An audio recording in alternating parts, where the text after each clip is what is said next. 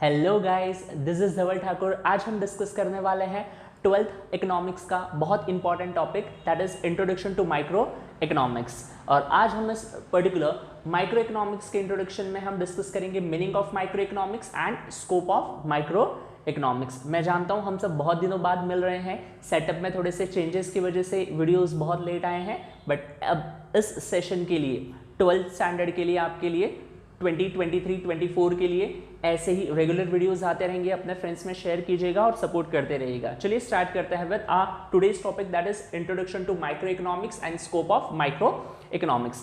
जब भी हम इकोनॉमिक्स पढ़ना स्टार्ट करते हैं, there are two main branches of modern economics. Modern economics की दो मेन ब्रांचेस हैं जिनको हम माइक्रो इकोनॉमिक्स और मैक्रो इकोनॉमिक्स के नाम से जानते हैं। ध्यान से देखिएगा, माइक्रो एंड मैक्रो इकोनॉमिक्स। ये जो माइक्रो और मैक्रो इकोनॉमिक्स है, इसमें ये जो वर्ड है, the word micro and the second word that is macro, they are derived from the Greek word.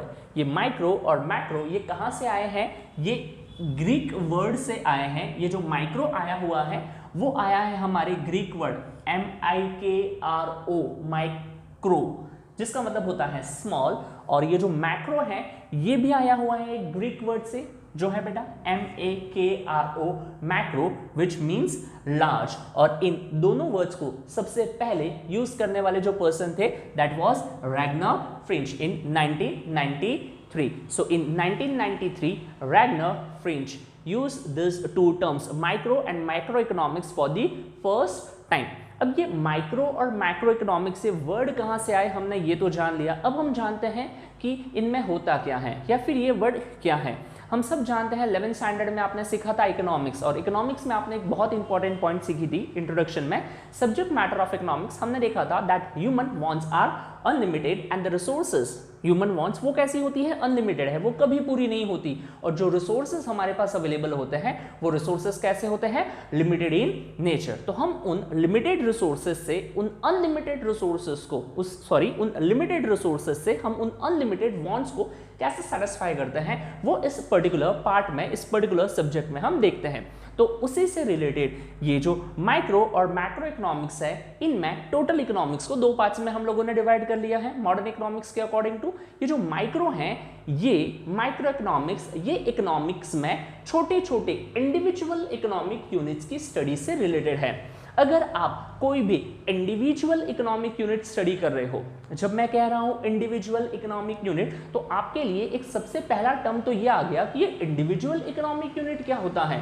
तो ध्यान से सुनिएगा बच्चों, जब हम बात करते हैं इंडिविजुअल इकोनॉमिक यूनिट्स की, तो इंडिविजुअल इकोनॉमिक यूनिट्स में आ गए जैसे आप और मैं। हम कौन है? We are the consumers, individual consumers. Seller हैं, कोई प्रोड्यूसर हैं, एक प्रोड्यूसर्स के बारे में स्टडी कर लो, कंज्यूमर के बिहेवियर के बारे में स्टडी करो, प्रोड्यूसर के बिहेवियर के बारे में स्टडी करो, किसी प्रोडक्ट की डिमांड के बारे में स्टडी करो, किसी प्रोडक्ट की प्राइस के बारे में स्टडी करो।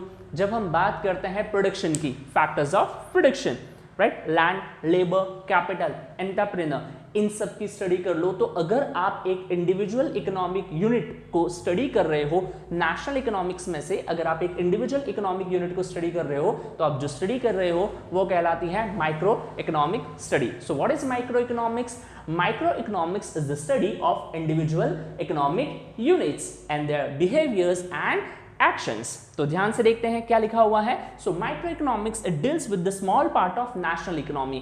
अगर हम कंसिडर करें एक पूरी कंट्री को एज अ नेशनल इकोनॉमी, तो उस नेशनल इकोनॉमी के एक छोटे छोटे इंडिविजुअल यूनिट की स्टडी को हम कहते हैं माइक्रो इकोनॉमिक्स। ध्यान से देखिए, it studies individual economic unit. जब हम कहते हैं it studies, so what does it study? It studies the action and behaviour. किनका एक्शन एंड बिहेवियर? इन सारे इकोनॉमिक वेरिएबल्स का। कौन से इकोनॉमिक वेरिएबल, कौन से इंडिविजुअल इकोनॉमिक यूनिट्स? तो ध्यान से देखिए, हम किन किन के बारे में स्टडी करेंगे। We will be studying about actions and behaviours of individual consumer. एक इंडिविजुअल कंज्यूमर कैसे रिएक्ट करता है कमोडिटीज को लेकर, उनकी प्राइजेस को लेकर, उनकी डिमांड को लेकर, उनकी सप्लाई को लेकर।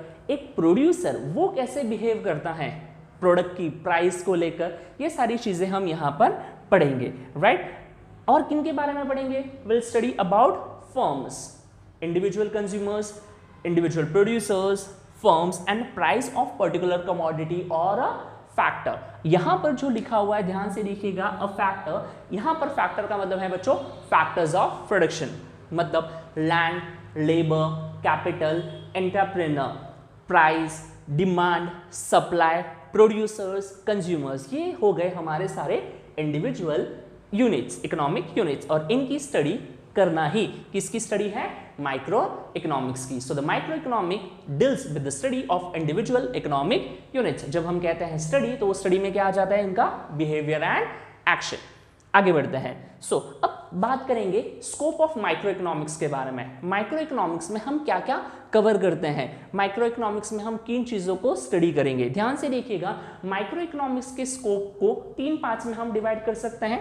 First is theory of product pricing, पहले हम डिस्कस करेंगे प्रोडक्ट की प्राइसिंग से रिलेटेड। सेकंड हम डिस्कस करेंगे theory of factor pricing, factor pricing भी किस में आता है? माइक्रो इकोनॉमिक्स में आता है। और थर्ड हम डिस्कस करेंगे थियोरी ऑफ इकोनॉमिक वेलफेयर।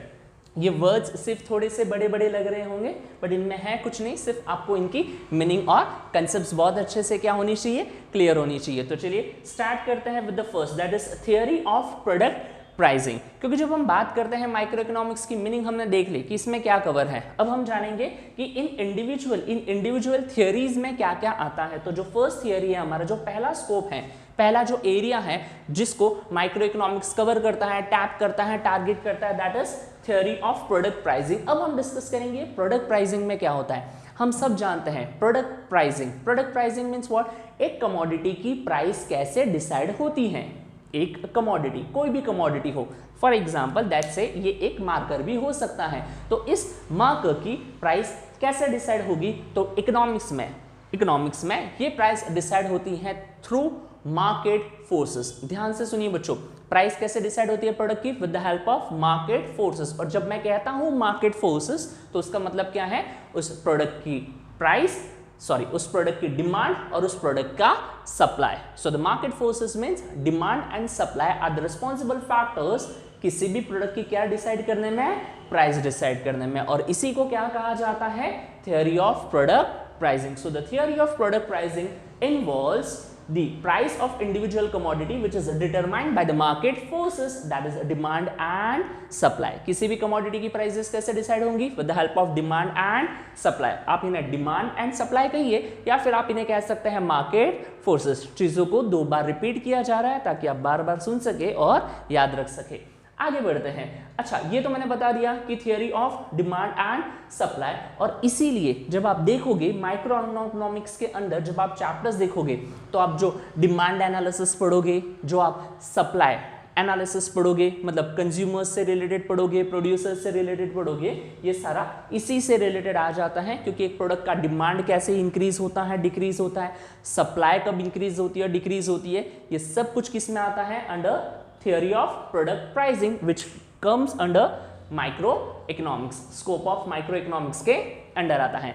आगे बढ़ते हैं नेक्स्ट फैक्टर की तरफ which is another scope of microeconomics। और क्या इसमें आता है? इसमें आता है theory of factor pricing। एक फैक्टर की प्राइस डिसाइड करना। अगर आपने ध्यान से देखा होगा तो ये सारी चीजें मैंने आपको माइक्रो इकोनॉमिक्स की मीनिंग में यहाँ पर बताई थी। Theory of factor pricing. ये फैक्टर प्राइसिंग क्या होते हैं?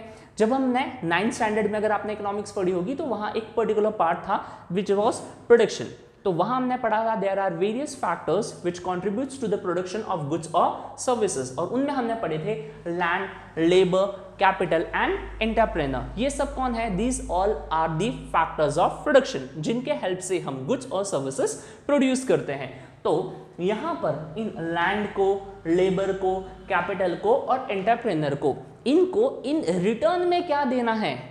इनको रिटर्न में क्या देना है? कहने का मतलब क्या है? अगर आप लैंड यूज कर रहे हो, अगर आप प्रोडक्शन अंडरटेक कर रहे हो और अगर आप लैंड यूज कर रहे हो तो लैंड को as a factor income, as a return, आप लैंड के लिए जो रिवॉर्ड होता है, क्या होता है बच्चों? लैंड के लिए रिवॉर्ड होता है रेंट, वो आप पे करोगे। लेबर है, इसे आप क्या पे करेंगे रिवॉर्ड के फॉर्म में बच्चों? वेजेस पे करेंगे। ये जो कैपिटल है, कैपिटल को हम रिवॉर्ड के फॉर्म में क्या पे करते हैं? इंटरेस्ट। और जो एंटरप्रेन्योर है, इससे क्या होता है? इन भाई साहब को कुछ भी हो सकता है, प्रॉफिट भी हो सकता है और लॉस भी, ये डिपेंड करेगा अल्टीमेट रिजल्ट पे। तो हम बात कर रहे थे फैक्टर प्राइसेस की, तो these all are the factors of production, that is land, labour, capital and entrepreneur. तो इनको रिटर्न्स में क्या देना है और ये कैसे डिसाइड होगा, ये भी किसका सब्जेक्ट मैटर है, माइक्रो इकोनॉमिक्स का। So the micro economics helps in determining factor rewards for the land, labour, capital and entrepreneur, जो क्या होगा, rent, wages, interest and profit respectively. It depends कि एट द एंड क्या output मिलेगा। तो ये भी किस में आता है, माइक्रो इकोनॉमिक्स में। क्लियर है, 2 पॉइंट्स हमने डिस्कस कर लिए, एक लास्ट पॉइंट बचा हुआ है, थोड़ा सा रिवाइज कर लेते हैं। First scope of micro economics में हमने क्या पढ़ा, फर्स्ट पॉइंट था हमारा theory of product pricing. Product की प्राइस डिसाइड करने में माइक्रो इकोनॉमिक्स हमें हेल्प करती है। कैसे हेल्प करती है, क्योंकि डिमांड और सप्लाई ये दो मार्केट फोर्सेस है जो प्रोडक्ट की प्राइस क्या करता है, decide, which comes under the micro economics. फिर थियोरी ऑफ फैक्टर प्राइसिंग में हमने देखा फैक्टर्स ऑफ प्रोडक्शन को रिवॉर्ड के फॉर्म में क्या देना है, ये भी कहां डिसाइड होगा, माइक्रो इकोनॉमिक्स में। आगे बढ़ते हैं लास्ट पॉइंट की तरफ, that is a theory of economic welfare. ये सबसे इंपॉर्टेंट है और ये थोड़ा सा इंट्रोडक्शन के फॉर्म में मैंने बताते बताते रिवाइज भी आपको करवा दिया था। क्या कहता है theory of economic welfare. Economic welfare बहुत इंपॉर्टेंट है। क्यों बहुत इंपॉर्टेंट है, क्योंकि हम सब जानते हैं कि ह्यूमन वांट्स आर अनलिमिटेड। इंसान का पेट कभी नहीं भरता है, उसे आज ये चाहिए, कल वो चाहिए, परसों ये चाहिए, फिर ये चाहिए होगा, बट जो रिसोर्सेज अवेलेबल हैं हमारे पास वो कैसे हैं, लिमिटेड हैं। तो हमें उन लिमिटेड रिसोर्सेज को ऐसे यूज करना है ताकि हम maximum amount of human wants को क्या कर सके, सेटिस्फाई कर सके, फुलफिल कर सके, ज्यादा से ज्यादा लोगों की जरूरतें क्या हो सके, पूरी हो सके with the help of limited amount of resources which are available with us. और यही हमारा माइक्रो इकोनॉमिक्स या फिर कह सकते हैं इकोनॉमिक्स का एक इंपॉर्टेंट सब्जेक्ट मैटर या एक कंसर्न भी आ जाता है। ध्यान से देखिएगा, theory of economic welfare, so it deals with the efficiency in allocation of resources. what deals with the what we can say efficiency and allocation of resources, microeconomics। ये कैसे, क्योंकि हम यहाँ पर हमारे रिसोर्सेज को इस तरीके से एलोकेट करेंगे कि हम मैक्सिमम ह्यूमन वांट्स को क्या कर सके, सेटिस्फाई कर सके। अब ये चीज हम कैसे इंश्योर करेंगे कि हमने रिसोर्सेज को इफिशिएंटली एलोकेट किया है, ये चीज हम चेक कैसे कर पाएंगे कि हमने जो रिसोर्सेज को एलोकेट किया है वो हमने इफिशिएंटली किया है। वो चेक करने के लिए हमारे पास कुछ ऑप्शंस हैं, वो 3 ऑप्शंस कुछ ऐसे हैं। हम सबसे पहले देखेंगे इफिशिएंसी इन प्रोडक्शन। क्या हमने प्रोडक्शन में इफिशिएंसी अचीव की? सर प्रोडक्शन में इफिशिएंसी अचीव की, हम कैसे चेक करेंगे? हम ये चेक करने के लिए देखेंगे कि that we have produced maximum amount of goods and services और नॉट। अगर हमारे पास जितने रिसोर्सेज हैं उतने लिमिटेड रिसोर्सेज के साथ अगर हमने maximum amount of goods and services produce किए हैं, मतलब हमने इफिशिएंसी अचीव की है। आगे बढ़ते हैं, इफिशिएंसी इन कंजम्पशन। प्रोडक्शन तो हमने कर लिया with the help of limited resources, जितने रिसोर्सेज से बहुत अच्छे से यूज किया, जितना प्रोडक्शन हो सकता था हमने किया, that means we have achieved efficiency in production. अब हम बात करते हैं कंजम्पशन की। तो कंजम्पशन के लिए क्या देखा जाएगा कि हमने जितने गुड्स एंड सर्विसेज प्रोड्यूस किए थे उन गुड्स एंड सर्विसेज से हमने मैक्सिमम अमाउंट ऑफ लोगों की वांट्स को सेटिस्फाई किया है, मैक्सिमम अमाउंट ऑफ लोगों तक जिनको जरूरत है उन तक हमारे गुड्स एंड सर्विसेज पहुंचे हैं या नहीं पहुंचे हैं। That is efficiency in consumption to maximise total satisfaction of society. क्योंकि हमारे पास रिसोर्सेज लिमिटेड थे, उन लिमिटेड रिसोर्सेज से हमने प्रोडक्शन कैसा किया, मैक्सिमम। उस मैक्सिमम प्रोडक्शन के साथ हमने जितने भी लोग हैं सोसाइटी में, टोटल पॉपुलेशन की ह्यूमन वांट्स को हमने क्या किया, सेटिस्फाई करने की कोशिश की। और सबसे लास्ट में हम देखेंगे ओवरऑल इकोनॉमिक इफिशिएंसी, कि ओवरऑल इकोनॉमिक इफिशिएंसी हम अचीव कर पाए हैं या नहीं। अब ये कैसे चेक होगा ओवरऑल इफिशिएंसी हमने अचीव की है या नहीं है? उसके लिए ध्यान से देखिए, production of those goods and services which are most desirable. और यही आ जाता है सबसे इंपॉर्टेंट पॉइंट। हम ये चेक करेंगे कि हमने कौन से गुड्स एंड सर्विसेज प्रोड्यूस किए। हमने वो गुड्स एंड सर्विसेज प्रोड्यूस किए जिसको सोसाइटी को सबसे ज्यादा जरूरत थी। अगर आप अनवांटेड अनडिजायरेबल गुड्स प्रोड्यूस करने में अगर आप रिसोर्सेज को वेस्ट कर रहे हो तो आप efficiency, overall efficiency, overall economic efficiency आप अचीव नहीं कर रहे हो और आप इकोनॉमिक रिसोर्सेज को, वो नेचुरल हो, ह्यूमन हो, फिजिकल हो, कोई भी रिसोर्सेज हो, आप उनको वेस्ट कर रहे हो, जो आपको बिल्कुल भी नहीं करना है। And that's how we have covered today's topic, that is basic at least meaning of microeconomics and the scope of microeconomics. And if you have any doubts relating to the content जो आज हमने पढ़ा है, please let me know और अपने friends के साथ videos को शेयर कीजिए। और भी अगर आपको किसी भी टॉपिक से रिलेटेड कुछ वीडियोस चाहिए तो कमेंट सेक्शन में ज़रूर बताइए। चैनल को सब्सक्राइब कीजिए and keep supporting. Bye bye.